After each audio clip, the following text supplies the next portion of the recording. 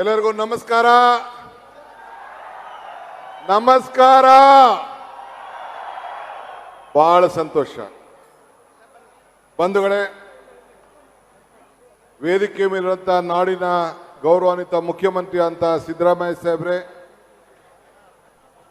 ಈ ಜಿಲ್ಲಾ ಸಚಿವರು, ಆಪ್ತ ಮಿತ್ರ ಅಂತ ಡಾಕ್ಟರ್ ಪರಮೇಶ್ವರ್ ಅವರೇ, ನಮ್ಮ ಹಿರಿಯ ರಾಜ್ಯದ ನಾಯಕರು, ವಿಧಾನ ಪರಿಷತ್ತಿನ ಸಭಾಪತಿಗಳಾದ ಬಸವರಾಜ ಹೊರಟ್ಟಿ ಅವರೇ, ಬರಗೂರು ರಾಮಚಂದ್ರಪ್ಪನವರೇ,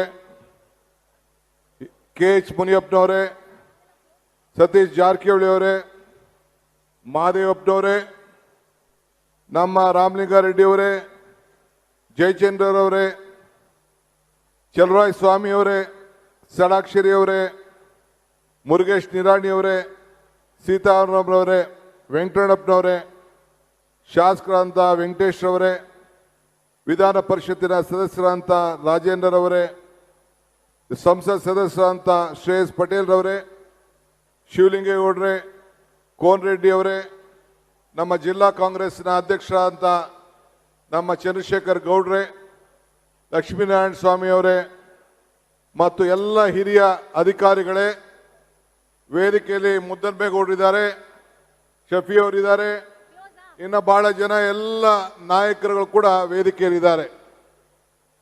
ಇದೊಂದು ಐತಿಹಾಸಿಕವಾದಂಥ ಜನ್ಮದಿನದ ಆಚರಣೆಯ ಕಾರ್ಯಕ್ರಮ. ನೇರ ನುಡಿಗೆ ಸ್ವಾಭಿಮಾನದ ನಾಯಕ, ರೈತಾಪಿಯ ಬದುಕನ್ನ ಸುಧಾರಣೆಗೆ ಗುರಿಯನ್ನ ಮಾಡಿದಂಥ ಒಬ್ಬ ಆತ್ಮೀಯ ಸ್ನೇಹಿತನ ಜನ್ಮದಿನವನ್ನ ಬಹಳ ಸಂಭ್ರಮದಿಂದ ನಾವು ಆಚರಣೆಯನ್ನ ಮಾಡ್ತಾ ಇದ್ದೇವೆ. ಅವ್ರಿಗೆ, ಅವರ ಕುಟುಂಬಕ್ಕೆ ಇನ್ನು ಹೆಚ್ಚಿಗೆ ಜನ ಸೇವೆಯನ್ನು ಮಾಡಲಿ, ಅವಕಾಶ ಸಿಕ್ಕಲಿ ಅಂತೇಳಿ ತಮ್ಮೆಲ್ಲರ ಪರವಾಗಿ ಮತ್ತು ವೈಯಕ್ತಿಕವಾಗಿ ಭಗವಂತನಲ್ಲಿ ಪ್ರಾರ್ಥನೆಯನ್ನ ಮಾಡಲಿಕ್ಕೆ ಇಲ್ಲಿಗೆ ನಿಂತಿದ್ದೇನೆ.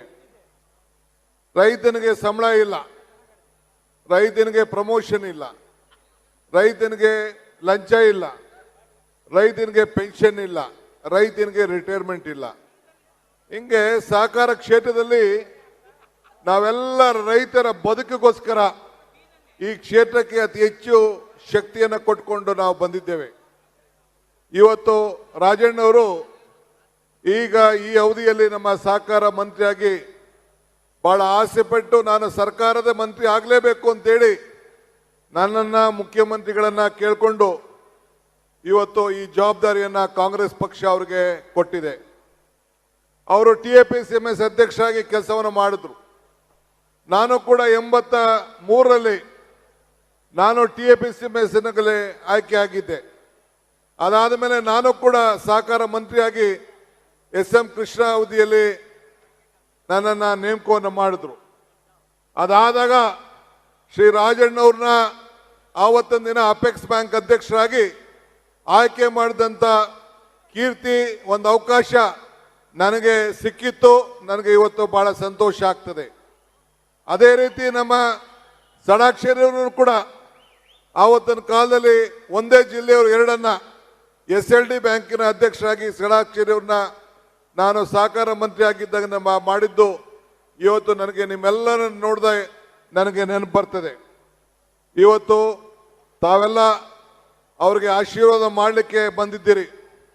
ತುಳಿತಕ್ಕೆ ಒಳಗಾದಂಥ ಒಂದು ಸಮಾಜದ ಒಬ್ಬ ಧೀಮಂತ ನಾಯಕರನ್ನ ಇವತ್ತು ನಾವೆಲ್ಲ ಶುಭ ಹಾರೈಸಲಿಕ್ಕೆ ನಾವೆಲ್ಲ ಬಂದಿದ್ದೇವೆ. ಹಿಂದೆ ನಾನು ಅವರಿಬ್ಬರು ಕೂಡ ಸೋಲ್ಗೆ ಹೋಗಿದ್ದು. ಇಂಟರ್ನ್ಯಾಷನಲ್ ಕೋಆಪರೇಟಿವ್ ಅಲಯನ್ಸ್ ಸೋಲ್ನಲ್ಲಿ ನಡೆದಿತ್ತು. ಆಗ ಜಪಾನ್ಗೆ, ಕೊರಿಯಾಗೆ, ಸೌತ್ ಕೊರಿಯಾಗೆ ಮತ್ತು ಅನೇಕ ಕಡೆ ಎಲ್ಲ ಪ್ರವಾಸವನ್ನು ಮಾಡಿ ಸಹಕಾರ ಕ್ಷೇತ್ರದ ಬಗ್ಗೆ ಅತಿ ಹೆಚ್ಚು ಅಧ್ಯಯನ ಮಾಡಿ ಕೂಡ ಬಂದಿದ್ದು ನನಗೆಲ್ಲ ನೆನಪಿದೆ. ಇವತ್ತು ನಾವು ಮತ್ತೆ ಇವತ್ತು ಸರ್ಕಾರದಲ್ಲಿ ಒಟ್ಟು ಕೆಲಸ ಮಾಡುವಂಥ ಒಂದು ಭಾಗ್ಯ ಇವತ್ತು ಸಿಕ್ಕಿದೆ. ಮೂಲತಃ ಒಬ್ಬ ಯೂತ್ ಕಾಂಗ್ರೆಸ್ನ ಜಿಲ್ಲಾ ಅಧ್ಯಕ್ಷನಾಗಿ, ಪಕ್ಷದ ಕಾರ್ಯಕರ್ತರಾಗಿ ಇಷ್ಟು ದೊಡ್ಡಗೆ ಪಕ್ಷವನ್ನು ಬೆಳೆಸಲಿಕ್ಕೆ ಬೇಕಾದಷ್ಟು ಶ್ರಮವನ್ನು ಪಟ್ಟಿದ್ದಾರೆ. ಇದು ಅವರು ಮುಂದುವರಿಸ್ಕೊಂಡು ಹೋಗಬೇಕು. ದೇವರು ಅವರಿಗೆ ಇನ್ನೂ ಹೆಚ್ಚಿಗೆ ಶಕ್ತಿಯನ್ನು, ಜನರ ಸೇವೆಯನ್ನು ಮಾಡೋಂಥ ಶಕ್ತಿ ಅವ್ರಿಗೆ ಕೊಡಲಿ. ಸರ್ವರಿಗೂ ಸಮಪಾಳು ಎಲ್ಲ ವರ್ಗದವ್ರನ್ನು ಕೂಡ ಒಟ್ಟಿಗೆ ತೆಗೆದುಕೊಂಡು ಹೋಗ್ಬೇಕು. ನಾವು ಯಾವುದೇ ಜಾತಿಲಿ ಹುಟ್ಟಿರ್ಲಿ, ಯಾವುದೇ ಧರ್ಮದ ಹುಟ್ಟಿರ್ಲಿ, ಕಾಂಗ್ರೆಸ್ ಪಕ್ಷದ ಸಿದ್ಧಾಂತ ಎಲ್ಲ ವರ್ಗದ ಜನರನ್ನ ಒಟ್ಟಿಗೆ ತೆಗೆದುಕೊಂಡು ಹೋಗುವಂಥದ್ದು. ನಾವು ಮೇಲ್ ಜನ ಕೀಳ್ ಜನ ಒಂದು ಭಾವನೆ ಬೇಡ. ಮಾನವೀಯತೆಯ ದೃಷ್ಟಿಯಿಂದ ಒಟ್ಟಿಗೆ ನಾವೆಲ್ಲ ಸೇರಿ ಕೆಲಸವನ್ನು ಮಾಡ್ಕೊಂಡು ಹೋಗ್ಬೇಕು. ಇದೇ ಕಾಂಗ್ರೆಸ್ ಪಕ್ಷದ ಮೂಲ ತಂತ್ರ, ನಮ್ಮ ಸಿದ್ಧಾಂತ.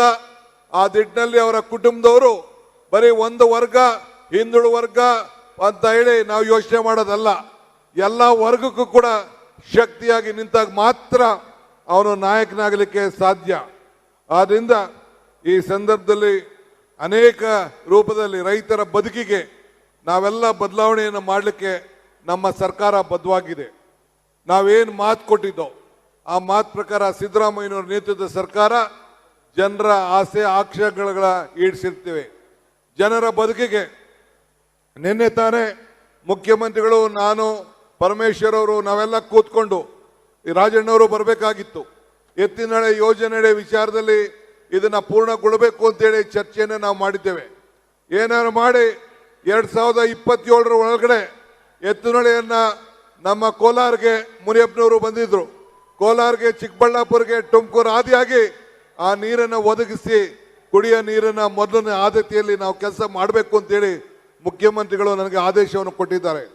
ಬೇರೆ ಬೇರೆ ಕಾರ್ಯಕ್ರಮಗಳ ಬದಿಗೊಟ್ಟು ನೇರವಾಗಿ ಮಾತನ್ನ ಜನರಿಗೆ ನಾವೇನು ಮಾತು ಕೊಟ್ಟಿದ್ದೇವೆ ಆ ಮಾತನ್ನು ತೆಗೆದುಕೊಳ್ಳಬೇಕು ಅಂತ ಈಗ ಅವರು ನನಗೆ ಮಾರ್ಗದರ್ಶನವನ್ನು ಕೊಟ್ಟಿದ್ದಾರೆ. ಇವತ್ತೇ ಹೋಗಿ ಬೈರಗುಂಡ್ಲುಗೆ ಮತ್ತು ದೊಡ್ಡಬಳ್ಳಾಪುರದ ಜಾಗ ಮತ್ತು 3-4 ಕಡೆ ವೀಕ್ಷಣೆ ಮಾಡಿ ಮುಂದಿನ ಕ್ಯಾಬಿನೆಟ್ಗೆ ಒಂದು ವರದಿಯನ್ನು ಸಲ್ಲಿಸಿ ನಾವೇನು ಜನರಿಗೆ ಮಾತು ಕೊಟ್ಟಿದ್ದೇವೆ ಮಾತನ್ನು ಪೂರ್ಣ ಮಾಡಬೇಕು ಅಂತೇಳಿ ಮಾರ್ಗದರ್ಶನವನ್ನು ಕೊಟ್ಟಿದ್ದಾರೆ. ಅದಾದ್ಮೇಲೆ ಕುಡಿಯೋ ನೀರು ಆದ್ಮೇಲೆ ನಾವೆಲ್ಲ ಕೂಡ ಕೆರೆಯನ್ನು ತುಂಬುವಂತ ಕೆಲಸವನ್ನ ನಾವು ಮಾಡ್ಕೊಂಡು ನಾವು ಹೋಗ್ತಾ ಇದ್ದೇವೆ. ಆದ್ರಿಂದ ಇವತ್ತು ನಾವೆಲ್ಲ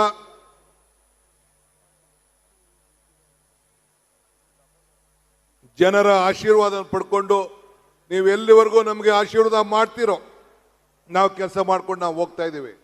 ಇವತ್ತು ನಿಮ್ಮ ಆಶೀರ್ವಾದ ಬಹಳ ಮುಖ್ಯ, ನುಡಿದಂತೆ ನಡೆಯೋದು ಬಹಳ ಮುಖ್ಯ. ಇಂಥ ಸಂದರ್ಭದಲ್ಲಿ ಕಾಂಗ್ರೆಸ್ ಪಕ್ಷದ ಅಧ್ಯಕ್ಷನಾಗಿ ನಾನು ಹೇಳ್ತಾ ಇದ್ದೀನಿ, ಡಾಕ್ಟರ್ ಪರಮೇಶ್ವರ್ ಅವರ ನೇತೃತ್ವದಲ್ಲಿ ಪ್ರಣಾಳಿಕೆ ಸಮಿತಿಯನ್ನು ನಾವು ರಚನೆ ಮಾಡಿದ್ವು. ಆ ಪ್ರಣಾಳಿಕೆಯಲ್ಲಿ ಏನೆಲ್ಲ ಮಾತು ಕೊಟ್ಟಿದ್ದೇವೆ ಹಂತವಾಗಿ ಈಗಾಗಲೇ ಸುಮಾರು 70 ಭಾಗ, ಆ 2 ವರ್ಷದಲ್ಲೇ ನಾವು 70 ಭಾಗ ಆ ಪ್ರಣಾಳಿಕೆಯಲ್ಲಿ ನಾವು ಮುಗಿಸಿದ್ದೇವೆ.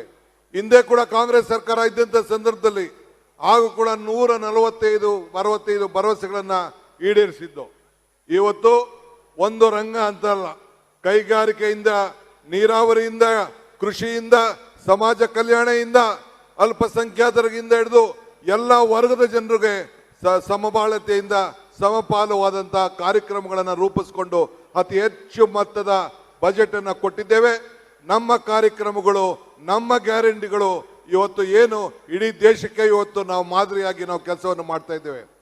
ಮೊನ್ನೆ ತಾನೇ ಬಳ್ಳಾರಿಲಿ, ವಿಜಯನಗರದಲ್ಲಿ 1,11,111 ಜನರಿಗೆ ಭೂಮಿ ಇದನ್ನ ಏನು ನಮ್ಮ ಗೊಲ್ರಟ್ಟಿಗಳಲ್ಲಿ, ಏನು ತಾಂಡಗಳಲ್ಲಿ, ಬೇರೆ ಕಡೆ ಏನು ಗ್ರಾಮಗಳನ್ನ ಪರಿವರ್ತನೆಯನ್ನು ಮಾಡಿ ಅವ್ರಿಗೆ ದಾಖಲೆಯನ್ನು ಕೊಟ್ಟು ಭೂ ಗ್ಯಾರಂಟಿ ಕಾರ್ಯಕ್ರಮನ 6ನೇ ಗ್ಯಾರಂಟಿಯನ್ನು ಕೊಟ್ಟು ಇವತ್ತು ಇಡೀ ದೇಶಕ್ಕೆ ಮಾದರಿಯಾಗಿ ಇವತ್ತು ಕೆಲಸವನ್ನು ನಾವು ಮಾಡ್ಕೊಂಡು ಬರ್ತಾ ಇದ್ದೇವೆ. ಅದೇ ರೀತಿ ಬೆಂಗಳೂರು ನಗರಕ್ಕೆ ಇವತ್ತು ತುಮಕೂರಿನ ಒಂದು ಹೊಸ ಯೋಜನೆಗಳನ್ನ ಸ್ಯಾಟಲೈಟ್ ಟೌನ್ ಆಗಿ ಪರಿವರ್ತನೆ ಆಗಬೇಕು. ಈ ತುಮಕೂರಿಗೆ ಹೆಚ್ಚಿಗೆ ಶಕ್ತಿ ಸಿಗಬೇಕು. ಜನರಿಗೆ ಬಂದು ಉತ್ತಮವಾದಂಥ ಬೆಂಗಳೂರು ನಾಗರಿಕತೆ ಯಾವ ರೀತಿ ಇದೆ ಅದೇ ರೀತಿ ತುಮಕೂರಿಗೂ ಕೂಡ ಒದಗಿಸ್ಕೊಡ್ಬೇಕು ಅನ್ನೋದು ನಮ್ಮ ಸರ್ಕಾರದ ಸಂಕಲ್ಪ ಆಗಿದೆ. ಆ ದೃಷ್ಟಿಯಲ್ಲಿ ಇಲ್ಲಿಗೆ ನಾವು ಮೆಟ್ರೋ ರೈಲು ಇಲ್ಲ ಆಂತರಿಕವಾದಂಥ ರೈಲನ್ನ ಕೊಡಬೇಕು ಅನ್ನೋ ದೃಷ್ಟಿಯಿಂದ ಈಗಾಗಲೇ DPR ಕೂಡ ತಯಾರನ್ನು ನಾವು ಮಾಡ್ತಾ ಇದ್ದೇವೆ. ಈ ಹಿನ್ನೆಲೆಯಲ್ಲಿ ಅನೇಕ ಕಾರ್ಯಕ್ರಮಗಳನ್ನು ರೂಪಿಸ್ತಾ ಇದ್ದೇವೆ. ಈ ತುಮಕೂರು ಜಿಲ್ಲೆ, ಕಲ್ಪತೂರಿನ ಜಿಲ್ಲೆ ಇತಿಹಾಸ ಇದೆ, ಧಾರ್ಮಿಕವಾಗಿ, ಶೈಕ್ಷಣಿಕವಾಗಿ ಒಂದು ದೊಡ್ಡ ಇತಿಹಾಸ ಇದೆ. ನೀವೆಲ್ಲ ಸೇರಿ ಒಗ್ಗಟ್ಟಿನಿಂದ ಕಾಂಗ್ರೆಸ್ ಪಕ್ಷಕ್ಕೆ ಎಲ್ಲ ನಾಯಕರೆಲ್ಲ ಸೇರಿ ಮತ್ತೆ ಅತಿ ಹೆಚ್ಚು ಸೀಟನ್ನು ತಂದುಕೊಟ್ಟು ಈ ಸರ್ಕಾರವನ್ನ ಮುಂದುವರಿಸಲಿಕ್ಕೆ, ತಮ್ಮ ಸೇವೆಯನ್ನ ಮುಂದುವರಿಸಲಿಕ್ಕೆ ತಾವೆಲ್ಲ ಆಶೀರ್ವಾದ ಮಾಡಬೇಕು ಅಂತೇಳಿ ತಮ್ಮಲ್ಲಿ ಪ್ರಾರ್ಥಿಸಿ ನನ್ನ ಮಾತನ್ನು ಮುಗಿಸ್ತೇನೆ. ಇದಾದ ಮೇಲೆ ನಾನು ಅನೇಕ ನೀರಾವರಿ ಯೋಜನೆ ಕಾಮಗಾರಿಗಳಿಗೆ ಮುಖ್ಯಮಂತ್ರಿಗಳ ಆದೇಶದ ಮೇರೆಗೆ ವೀಕ್ಷಣೆಗೆ ಹೋಗ್ತಾ ಇದ್ದೇನೆ. ತಾವು ಯಾರು ಅನ್ನತೆ ಭಾವನೆ ಬೇಡ. ಈಗಾಗಲೇ ರಾಜಣ್ಣವರ ಭಾವಚಿತ್ರಗಳನ್ನ ಫೋಟೋ ಎಕ್ಸಿಬಿಷನ್ ಕೂಡ ಉದ್ಘಾಟನೆಯನ್ನ ಮಾಡಿ ಬಂದಿದ್ದೇನೆ. ತಮ್ಮೆಲ್ಲರೂ ಕೂಡ ಈ ಸಂದರ್ಭದಲ್ಲಿ ಶುಭ ಹಾರೈಸಿ ರಾಜಣ್ಣವರು ಮತ್ತು ಅವರ ಕುಟುಂಬಕ್ಕೆ ಇನ್ನ ಭಗವಂತ ಹೆಚ್ಚಿಗೆ ಶಕ್ತಿ ಸಿಗಲಿ ಅಂತೇಳಿ ಪ್ರಾರ್ಥಿಸಿ ನನ್ನ ಮಾತು ಮುಗಿಸ್ತೇನೆ. ಜೈ ಹಿಂದ್, ಜೈ ಕರ್ನಾಟಕ ಮಾತೆ.